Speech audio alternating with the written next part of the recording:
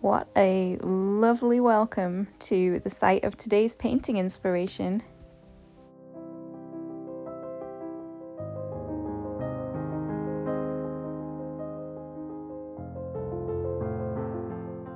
I have been particularly busy these past few weeks. In fact, ever since I did my painting challenge, I have kind of upped my game a little bit and I've been a bit more productive. So the days have just been full on recently with painting, working on commissions, emailing clients, sorting out my finances, varnishing paintings, editing YouTube videos. The list seems to be endless. And I really don't mind being busy, especially doing a job that I love. It feels really good to be productive. However, I am noticing that it is quite difficult to switch off at the end of the day, or when indeed I take a day off, it is hard to stop thinking about the job. So my priority while I was visiting this reserve was not only to get some great painting inspiration for today's painting, but to actually just spend some time enjoying wildlife and take a little time just to relax.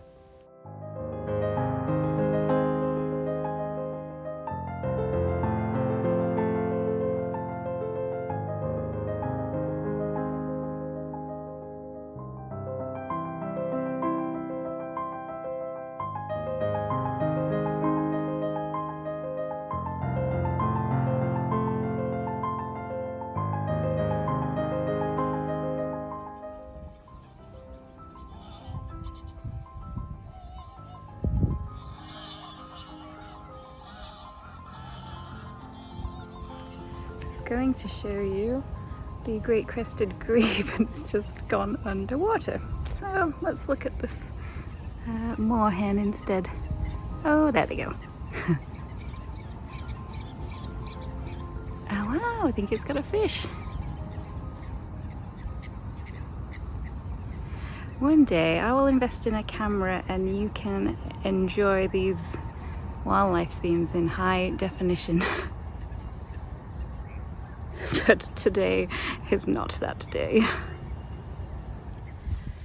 So I asked last week what people loved about autumn, and one of the things that came up was how changeable the season is. It's been pretty chilly last week and it rained a lot. It's so lovely today. In fact, jacket might have to come off. It absolutely does not feel like autumn today at all. I've already seen quite a lot of lovely things here.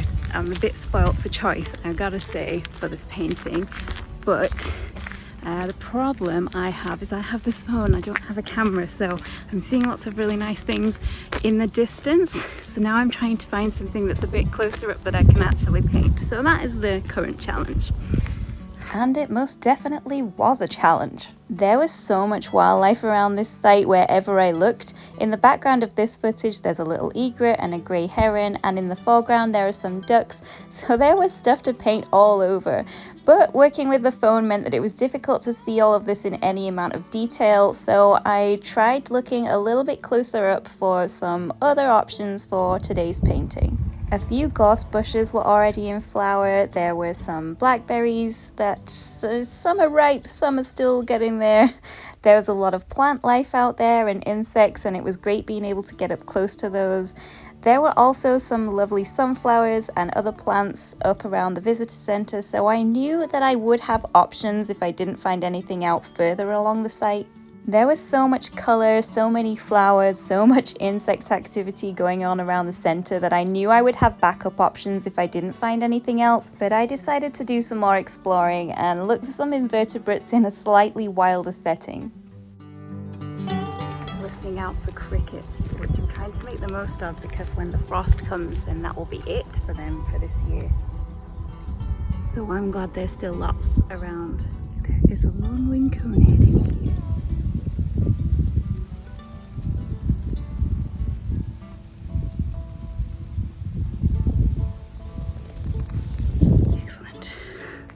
Honestly, this site just had so much to offer. There were so many habitats and wildlife woods everywhere, so I felt a little spoiled for choice when it came to painting inspiration.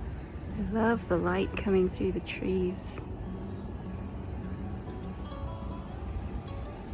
And despite having lovely close-ups that I could potentially work from, I was drawn to the slightly larger scenes. It's such a beautiful open area and there's just so much to see here that it felt like I would kind of be cheating myself out of a good painting if I did just focus on a flower. So I went off in search of something a little different. I perhaps did not have the best footwear for some of my explorations, but I would definitely say it was worth traversing through the mud and some of the puddles along the way because the views were pretty special.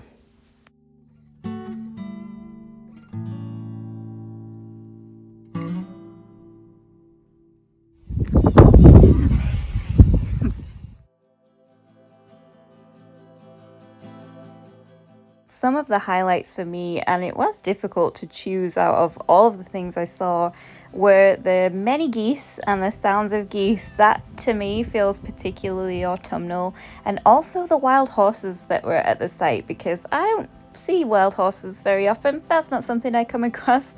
So this was one of my favorite moments of the whole visit, was seeing these out in the open.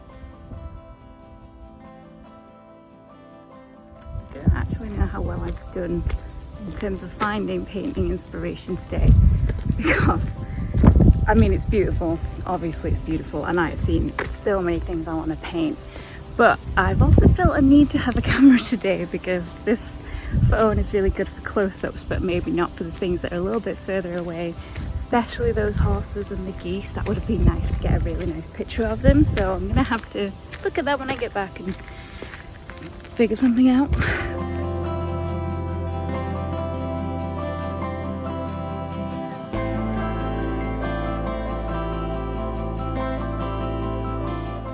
And fortunately, I think I did manage to figure it out.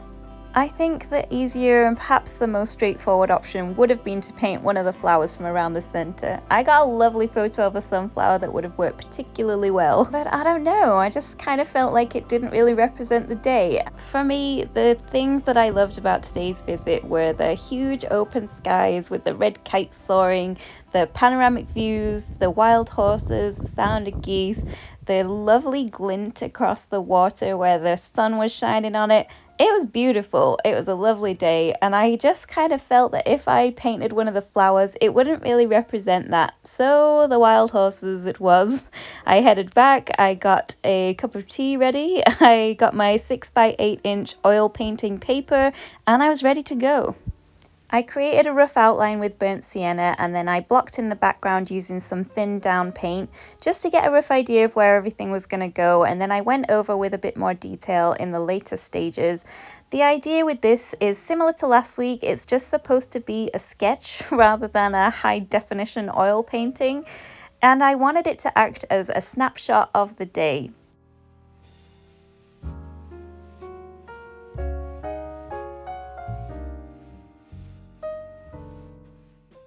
Earlier in the video, I was talking about how I've been pretty busy recently, and when I do have some time off, it's definitely difficult to switch off and stop thinking about work.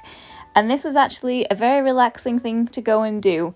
I know it doesn't count as downtime because technically I was there with the intention of recording this video, so that is still work. It's very enjoyable, lovely work, but it's still work. But being outdoors, surrounded by nature, reminded me of how important it is to take a break and unwind every now and then from the grind of being a self-employed artist. I've been thinking about this recently, and for me, I feel that there are two main reasons why I struggle to switch off in this particular field, and that is that I am passionate about what I do, and the second thing is that I am attempting to turn a hobby into a successful business, and those things combined seem to make it very difficult to take some proper downtime and to take the time to actually relax. Because I love what I do, it tends to be on my mind all the time anyway. Even if this wasn't a job, I'd probably be thinking about painting quite a lot because it's just natural for me to do that.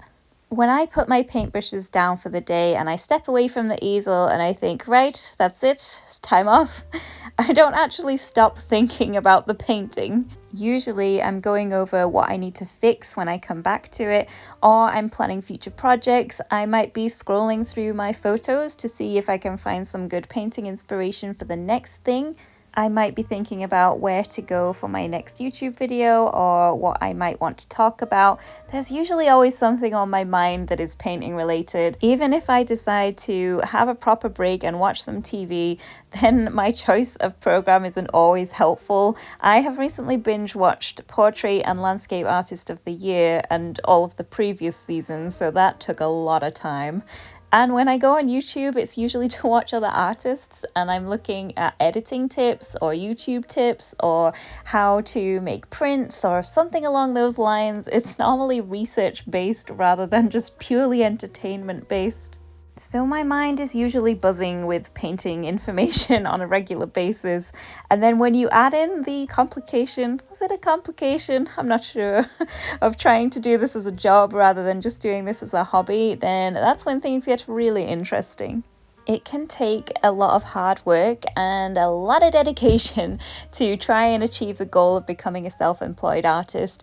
And with that in mind, it does feel a little bit difficult sometimes to justify taking time off. But that is not a helpful or healthy way for me to view the situation.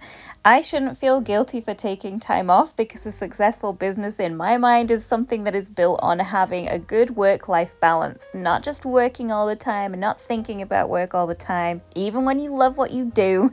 It's also about having that time to relax and unwind so that when you do go back to do your job, you feel refreshed and excited and enthusiastic about the painting again.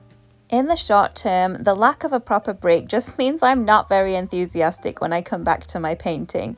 I feel like I haven't had any time off, my mind has been busy the entire time, and I'm not very motivated or inspired to go back to the piece that I left a couple of days before. And in the long term, I feel that the only way that's going to end is in burnout. And that is not helpful to anybody. I don't want to be burnt out, then I'm going to have to take even more time off and I won't be able to get back to my painting for a longer period of time, and that's not helpful.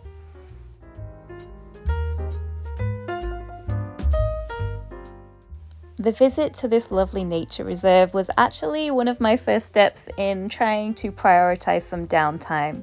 Now, I know I've established that it doesn't count as downtime if you're there for work, but I made sure that I spent some time just enjoying my walk, not filming anything, not thinking about painting, just listening to geese,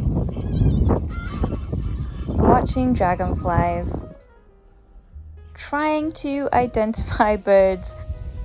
A little bird that flew away really quickly, I think, was a stone chap, which is very exciting, but probably not for you because you didn't get to see it properly, so sorry. And watching lovely butterflies before it gets a little bit too chilly for them to be out. It reminded me of how much I love nature and love being outside, which is something that it's not like I've forgotten that, but I haven't spent a lot of time doing it because I spend a lot of time painting indoors. So the plan going forward is to prioritize that and do that so much more regularly. I'm really enjoying these weekly videos, so I think if I do this continuously, then I might spend a little bit of time at each of these sites just for me, where I don't film anything. I mean, you can guarantee that is when I'm going to see the best wildlife. When I'm not recording for YouTube, that is when it's all going to happen. But I think it's important to make sure I've got a little bit of time to myself where I'm just taking in everything and soaking it all up without feeling the need to produce something or to create some work. I'm going to spend a bit more time on other hobbies, but not just painting, because that's not the only thing I like to do. I'm going to attempt to teach myself music on the keyboard, which I used to know, but now I don't. I'm going to get reading because I've got a pile of books that I'd like to get through. I'm going to watch TV series that have nothing to do with painting. And I'm going to try and go out a little bit more and socialize with my friends and family and just spend some time doing anything else other than painting. I'm going to try and be strict with myself on my days off and make sure that I really don't get dragged back into thinking about work. And perhaps if I schedule my time a little bit better and I'm a bit more efficient in my work days, then I won't necessarily feel the need to keep thinking about it when I'm supposed to be having a day off. Improving that work-life balance is definitely a work in progress and it's going to take a little bit of time, but I've got to say the trip around this nature reserve and the relaxing atmosphere there was definitely the way to start.